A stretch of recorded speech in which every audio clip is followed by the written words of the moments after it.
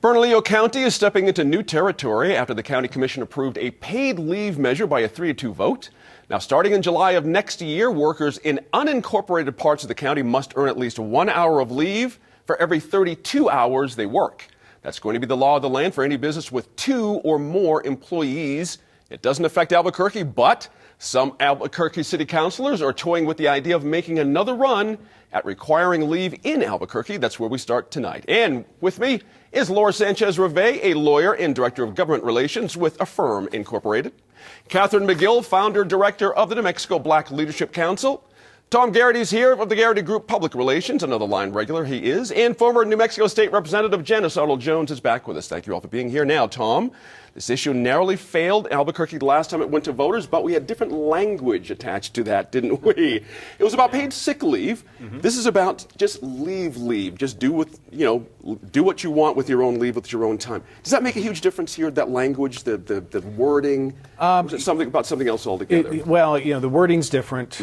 Chamber's still against it. Right. Albuquerque, Greater Albuquerque Chamber of Commerce is still against it. Yep. I'm sure if they were to run it again in Albuquerque, it would have the same kind of result as far as the protest, for a couple of reasons. Not the least of which is the November election that's coming up. Yes. And that you have 4 city councilors who are all have a competitive race. Isaac Benton, who would be one of the sponsors, has 4 different opponents who have signed up to run against him as well. But there's also, it's an interesting kind of push that we see as far as, when you look at the things that are in the county as far as, 3 days or 24 hours of leave during the first year. It goes up to 5 days, then 7 days for the third year.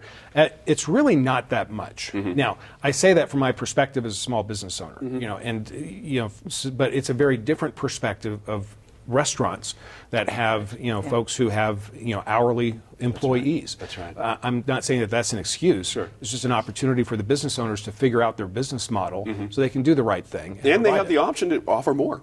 Oh, absolutely. It doesn't have to be just the county. That would be the bare minimum. Exactly right. Laura, your thoughts on this too? I mean, Tom's bringing up some good stuff here. It's tricky. It's not onerous, but at the same time, it's hard to put that on business owners because they have a business to run. Do you know what I mean? So how does this work? And let me throw one more at you.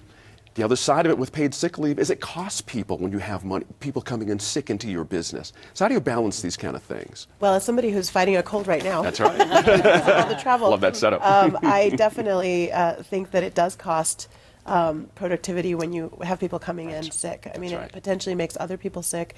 In a restaurant environment, you don't want people sick serving or handling food. That's just a huge problem for customers as well as fellow employees. And in an office setting, you often find that people, it's like a petri dish. People end up picking up what other people have, and you really want them to try to get better. And I think that while this particular one, when I read it and some of the details that Tom just mentioned, it didn't strike me as particularly onerous. Of course, I don't run a small business in the sense of I think restaurants would be hardest hit probably, but certainly other businesses probably have something similar to this already. Right.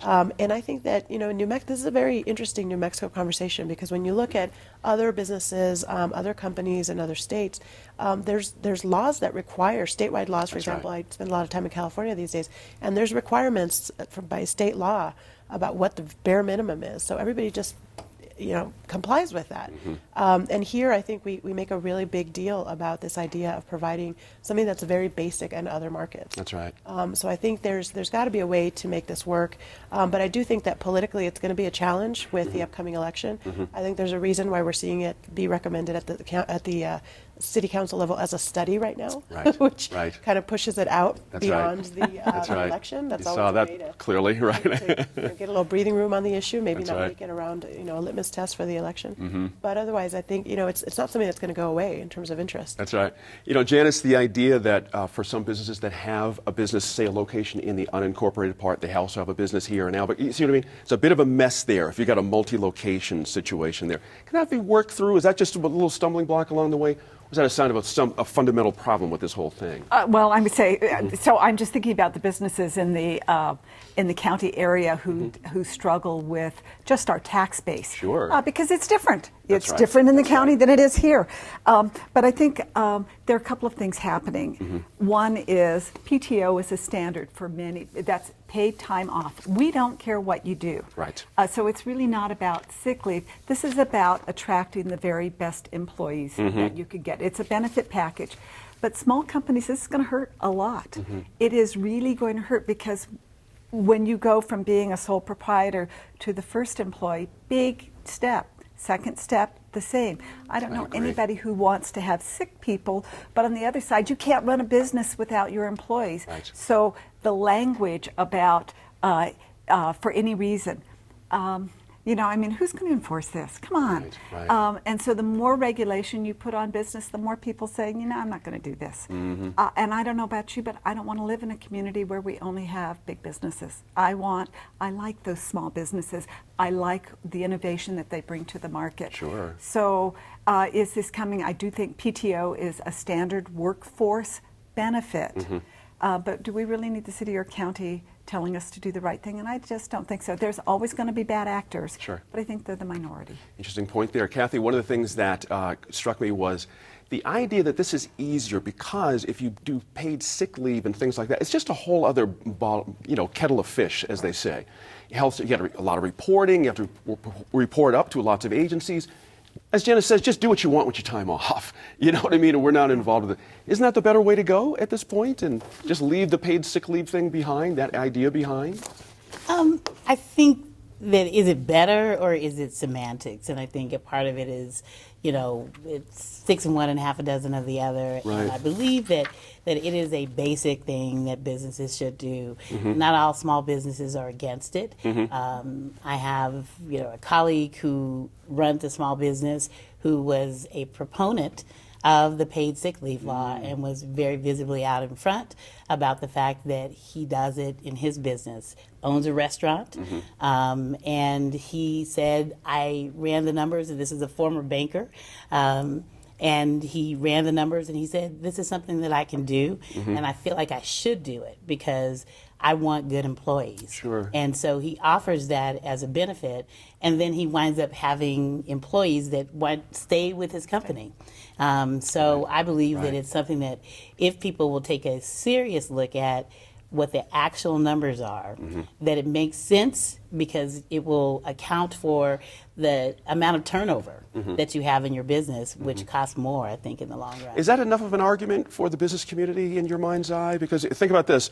Pat Davis has had his sick leave ordinance sort of parked for a while now. He doesn't have the votes in council. Right. Doesn't have the support out in the community in a certain sense. I mean, the polling shows, if I'm correct here, that there's a slight approval for this thing. Yes. But is that enough for the I business think it's community? enough, and that 2017 ballot initiative was very poorly done. It was single-sided. It was double-sided, single-spaced, and people didn't really understand what was on the ballot. Yeah. So I think that if it had been done differently, that it would have passed. Tom, is it statewide or bust at this point? Do you know what I mean here? Do we need some consistency? This is what we're hearing from business owners as well.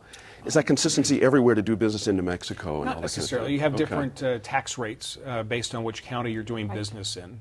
So, I mean, it's I see that more as an excuse more than anything else. Okay. I think one of the, a couple of quick things. We transitioned from we transitioned to PTO system about three years ago, and it worked tremendously well for us. Did it? Where we had Okay. vacation time and sick time. I just got tired of trying to be the sick time police. Right. So I don't Right. get paid enough for that and stuff. But when it comes to the county, what I really like about this is now they have another requirement for their vendors and contractors. Because remember, about maybe 6 months ago, the county adopted that they would require that their contractors and vendors abide by the same rules that the county puts out and expects its right. citizens, constituents to live in as Right, well. right. And so, I think that that's a good thing because it's basically backing up their belief process with their pocketbook. Right. And so I think that that's really good as well. Interesting point there. Now, this conversation has touched on how cities and counties take care of some of their most vulnerable citizens. I want to spend a few minutes now talking about the Americans with Disabilities Act. It's supposed to create accessible spaces for people living with disabilities, but as Advocate Terry O'Hare explained to me earlier this week, cities have a hard time measuring up. We spoke for a Facebook Live session in advance of Disability Employment Awareness Month. That's in October. Now, this part of our conversation focused on the giant One Albuquerque sculpture you've probably seen that unintentionally got in the way of part of the community. We also talked about her personal experience with Albuquerque's overall ADA compliance.